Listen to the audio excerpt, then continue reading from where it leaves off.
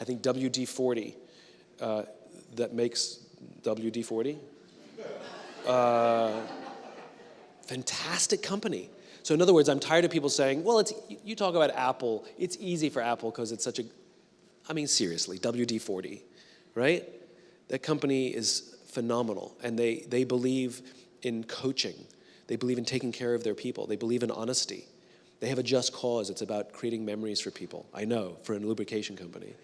And they have trusting teams. The people stay there. They don't leave because there's all this additional training that's offered to them. They believe anybody who's given any kind of position of leadership is immediately trained to be a coach. They don't hire outside coaches. So that when people say, I'm struggling, I made a mistake, they don't fix it for them. They coach them how to fix it themselves. So everybody feels empowered to help, and everybody feels that somebody's there to help them. It's a remarkable company. I've written about Barry Waymiller. It's a manufacturing company in the Midwest. Remarkable company. Many of the companies we love tend to have that focus, but some of them lose it. Patagonia is still wonderful. But Container Store, great, you know? But some of them lose it. Walmart used to be infinite-minded. Microsoft used to be infinite-minded. I think under Satya, it's trying to get back what Ballmer broke. I think at Walmart, what Doug McMillon is doing is trying to get back what Mike Duke broke. The reason they're still around is because they had a lot of money. I think the biggest challenge is going to be really from success is, I think, an organization's biggest challenge, quite frankly, because the pressures become greater. And all the people who've been giving you money to help you grow now want something back.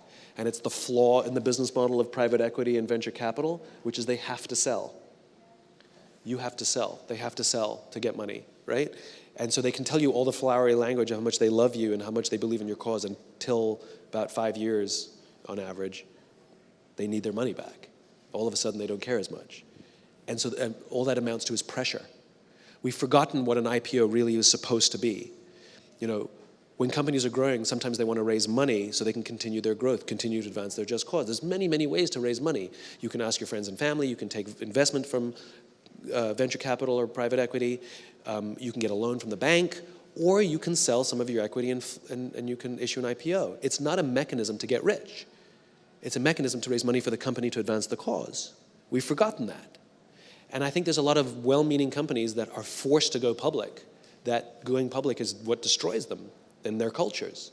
Worse, when you have these high-speed growth companies, and I don't understand why we're obsessed with high-speed growth.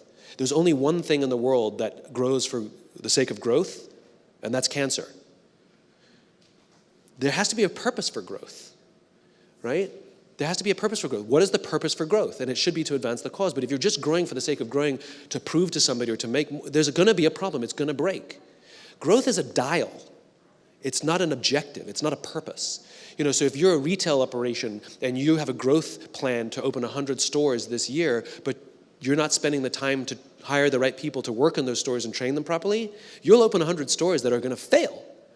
Growth is a dial. So if you see that you're not hiring good people, you adjust the dial. We're only going to grow 20 stores so we can make sure that we train the right people, hire the right people, and get the right people in the stores, and then we'll worry about the other. In other words, it doesn't matter what the year end tells you.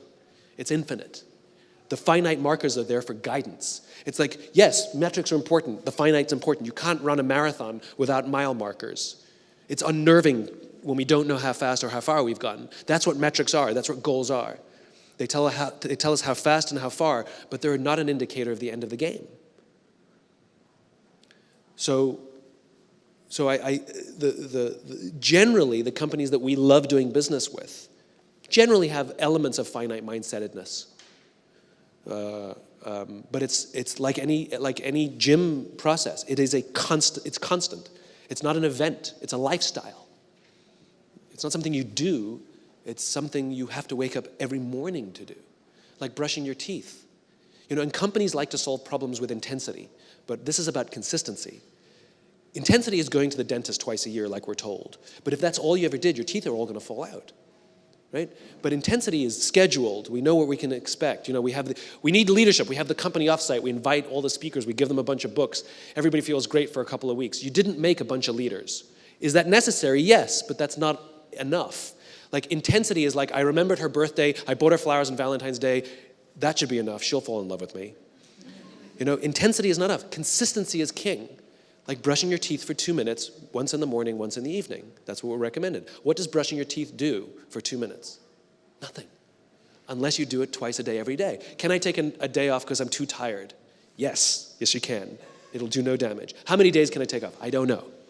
And nor does any dentist. Just don't do it too much. Consistency is king. What I'm talking about is consistency.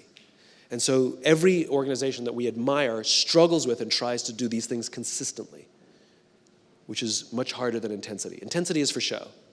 Necessary sometimes, but it's largely the stuff we can see.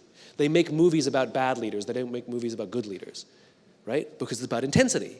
It's fun. It's exciting. Somebody comes in, barks orders. We all do what they say, and we win the battle. Do you know what a well-led organization looks like? It's boring. There's no movies about Eisenhower or Marshall.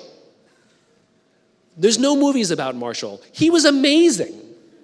Right? Do you know why? Because if you showed up in his organization, everybody's just working. Things are just getting done.